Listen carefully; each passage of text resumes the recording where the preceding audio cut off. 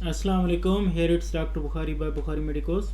उम्मीद करता हूँ कि आप सब ठीक होंगे, खैरियत से होंगे। आज का जो हमारा टॉपिक ऑफ डिस्कशन है वो है बेसिकली डिस्पेप्सिया। ये जिसे इंडाइजेशन भी कहा जाता है या अपसेट स्टोमक भी कहा जाता है। और इसका जो मतलब उर्दू में लिया जाता है उसे बदहज़मी कहते हैं।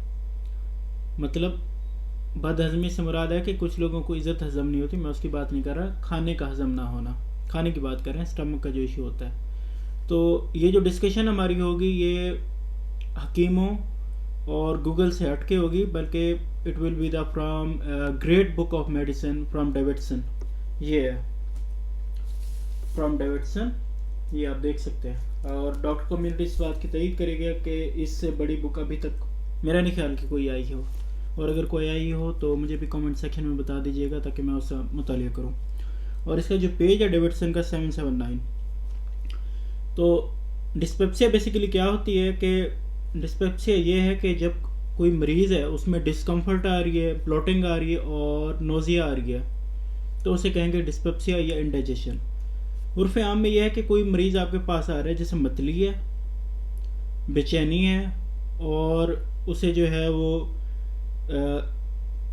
कह सकते हैं कि अफारा है। जो लफ्ज़ डिस्कम्फर्ट है उसे बेचैनी कह सकते हैं, और ब्लॉटिंग अफारा उसे उर्दू में कहा जाता है, और मतली जो है उसे इंग्लिश में नोज़िया में या मेडिकल की ज़बान में।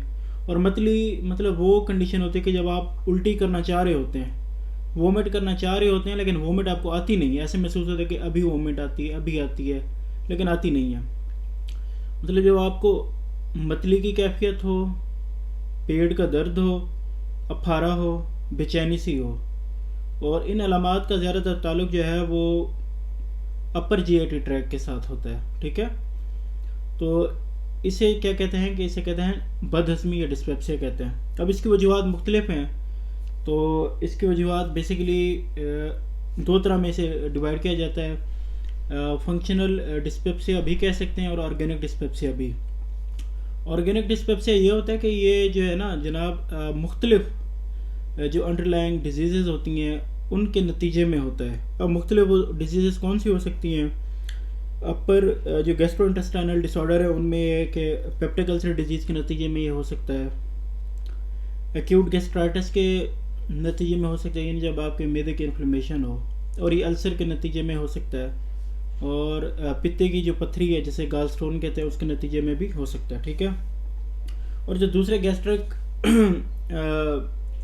इंटेस्टाइनल डिसऑर्डर्स हैं उनमें यह है कि ये पेंक्रियाटिक डिसऑर्डर की वजह से होता है। आपको जो पेंक्रियाज है लबलबा, या तो उसकी सोजिश या जिसे इन्फ्लेमेशन कहते हैं वो हो जाए, क्रोनिक पेंक्रियाटाइटिस, या फिर उसका जो है वो कैंसर हो जाए।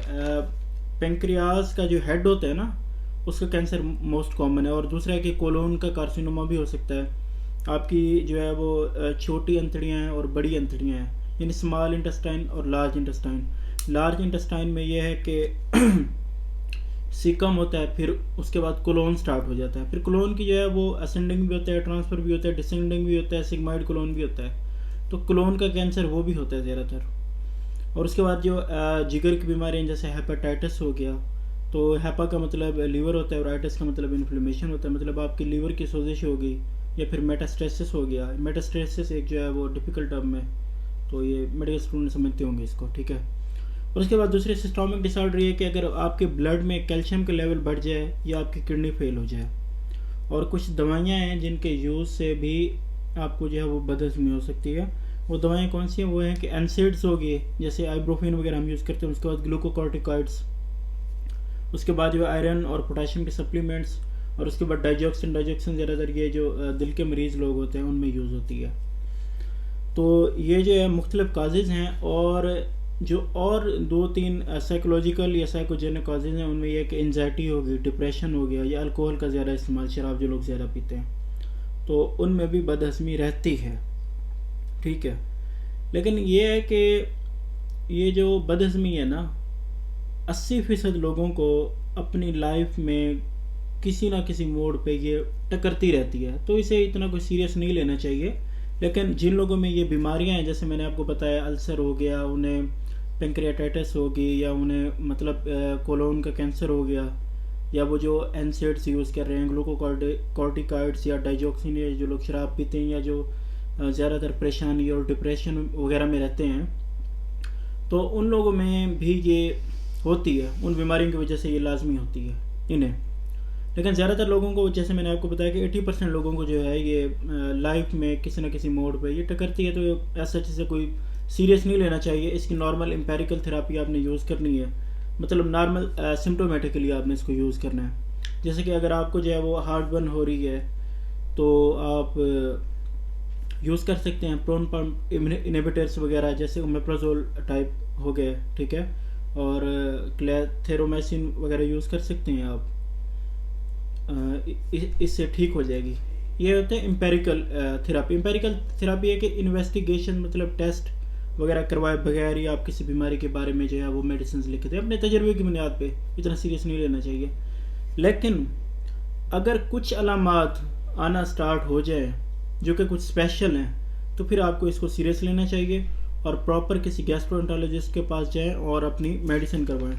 अब वो जो प्रॉपर जो कुछ अलामात हैं ख़तरनाक, जैसे अलार्म फीचर्स कहा जाता है, उनमें क्या है कि अगर आपका बदहज़मी के साथ साथ जो है वेट लॉस होना शुरू हो गया, यानी आपका वज़न कम हो रहा है, या फिर आपको एनीमिया हो रही है, मतलब एनीमिया में आयरन डेफिशिएंसी एनीमिया हो सकती है, और विटामिन B12 डेफिशिएंसी एनीमिया, ये कॉमन है पर्नीशियस एनीमिया। या फिर आपको परसिस्टेंट वोमिटिंग हो रही है, बार बार वोमिट हो रही है, कौन सी, आपका वज़न कम हो रहा है, आपको एनीमिया हो रही है, एनीमिया की जो टाइप्स मैं बता चुका हूँ, या फिर आपको वोमिट हो रही है, और साथ हिमेटोमेसिस या फिर मेलिनार। हिमेटोमेसिस ये होता है कि आपको जो है वो खांसी के साथ जो है वो क्या कह सकते हैं कि ब्लीडिंग आ रही है, या मेलिना आपके स्टूल के साथ ब्लीडिंग आ रही है, मतलब फुजले के साथ ब्लीडिंग आ रही है, या फिर डिस्फेजिया हो रहा है, कुछ खाते हैं निगलने में आपको जो प्रॉब्लम आ रही है, या फिर पल्पेबल एब्डोमिनल मैस, आपके पेट में जो है कोई इस तरह का जो है वो मैस बन रहा है, कोई छोटी सी गोली बन रही है, जिसे आप हाथ लगाते हैं आपको महसूस होता है कि यार ये सराइकी में कहते हैं कि रोड़ा निकला हुआ है, तो वो चीज़ महसूस हो रही है। तो ये 6 इलामात, अगर आपका वज़न कम हो रहा है, अगर आपको एनीमिया हो रही है, वोमिटिंग हो रही है और वोमिट में खून आ रहा है या आपके स्टूल में खून आ रहा है, उसके बाद जो है आपको निगलने में जो है वो बहुत ज़्यादा प्रॉब्लम पेश आ रही है खाना खाते वक्त या पानी पीते वक्त, या एब्डोमिनल में पल्पेबल में ऐसा, जब ये अलार्म फीचर्स आ रहे हैं तो इनको आपने सीरियस लेना है और फौरी गैस्ट्रोएंटरोलॉजिस्ट के पास जाना है, और गैस्ट्रोएंटरोलॉजिस्ट जो फिर इसकी इन्वेस्टिगेशन करेगा, ताकि अगर कोई सीवियर डिजीज़ है तो उसको रूल आउट किया जा सके और टाइम पे उसकी जो है वो ट्रीटमेंट ली जा सके, ठीक है। अब जो हम आ रहे थे डिस्पेप्सिया की तरफ, डिस्पेप्सिया में ये है कि मैंने आपको वजूहात तो बता दी, मुख्तलिफ वजूहात जो हैं वो, अगर बीमारियाँ हैं तो आपको उनके साथ ये बदहज़मी हो सकती है, तो नॉर्मल आपने ट्रीटमेंट लेनी है, प्रोटोन पंप इनहिबिटर, ओमेप्राजोल्स वगैरह, क्लेथ्रोमाइसिन, मेट्रोनिडाजोल वगैरह, तो उससे आप ठीक हो जाएंगे। लेकिन कुछ ऐसी जगह हैं जहाँ पे आपको इसका जो है वो फौरी रिस्पॉन्ड करना चाहिए। जैसे मैंने आपको 6 अलामात बताई कि अगर आपका वज़न कम हो रहा है, आपको परसिस्टेंट वोमिटिंग आ रही है, वोमिट में आपको खून आ रहा है, उसके बाद जो है एनीमियास हो रहे हैं आपको, तो और भी मैंने बताए आपको, उसमें जो आपने इसको सीरियस लेना है और गैस्ट्रोएंटरोलॉजिस्ट के पास जाना है। जबकि अगर डिस्पेप्सिया, जैसे मैंने आपको बताया कि 80% लोगों को अपनी लाइफ में अफेक्ट करती रहती है, तो आपने परेशान नहीं होना। लेकिन वो लोग जिनकी उम्र 55 साल से ऊपर है, उनमें डिस्पेप्सिया मुसलसल हो रही है, या फिर वो लोग जो यंग हैं और अचानक उन्हें डिस्पेप्सिया स्टार्ट हुई है, उन्होंने एम्पेरिकल थेरापी ली है, लेकिन एम्पेरिकल थेरापी को वो रिस्पॉन्ड नहीं कर रहे हैं, मतलब ठीक नहीं हो रहा है, फिर भी बार बार उन्हें डिस्पेप्सिया हो रही है, वो लोग जिनकी उम्र 55 साल से ज़्यादा है। नंबर 2, वो लोग जो यंग हैं और नॉर्मल उन्होंने ट्रीटमेंट ली है लेकिन उससे ठीक नहीं हो रहा है, तो उन्हें भी इन्वेस्टिगेशंस करानी चाहिए, गैस्ट्रोएंटरोलॉजिस्ट के पास जाना चाहिए। वो ये है कि अगर आपके पास जो अलार्म फीचर्स आ रहे हैं, जो मैंने आपको 6 बताए हैं, तो फिर आपने क्या करना है कि अर्जेंट जो है वो एंडोस्कोपी करा लेनी है। एंडोस्कोपी यह था कि थिन फ्लेक्सिबल ट्यूब होती है, उसके आगे कैमरा लगाया होता है और वो गले से स्टमक की तरफ ले जाते हैं और देखते हैं कि क्या वजह है। आपने अर्जेंट एंडोस्कोपी करा लेनी है अगर अलार्म फीचर्स ये 6 आ रहे हैं। लेकिन अगर अलार्म फीचर्स नहीं आ रहे, लेकिन आपकी जो एज है वो 55 से ऊपर है, और आपको बार बार जो है वो डिस्पेप्सिया हो रही है, फिर भी आपने एंडोस्कोपी करा लेनी है।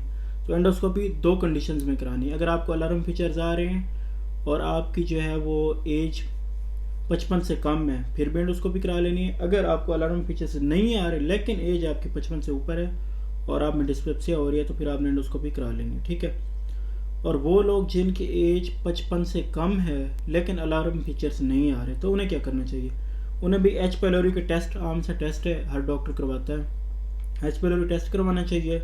अगर एच पेलोरी जो है वो पॉजिटिव आ गया तो एच पेलोरी की इरेडिकेशन करनी है। और एच पेलोरी की जो इरेडिकेशन है उसकी सिंपल जो है वो ट्रिपल थेरापी दी जाती है। ट्रिपल थेरापी में आपने ये प्रोटोन पंप इनहिबिटर ऐड करना है, जिसमें आप जो है वो ओमेप्रोजोल भी कर सकते हैं, इसो ओमेप्रोजोल भी कर सकते हैं और लेंसप्रोजोल भी कर सकते हैं। तो इनमें से कोई भी एक ऐड कर देंगे। नंबर 2, क्लेथ्रोमाइसिन आप यूज़ करेंगे जो कि एंटीबायोटिक है, एंटी माइक्रोबियल इसे कहा जाता है।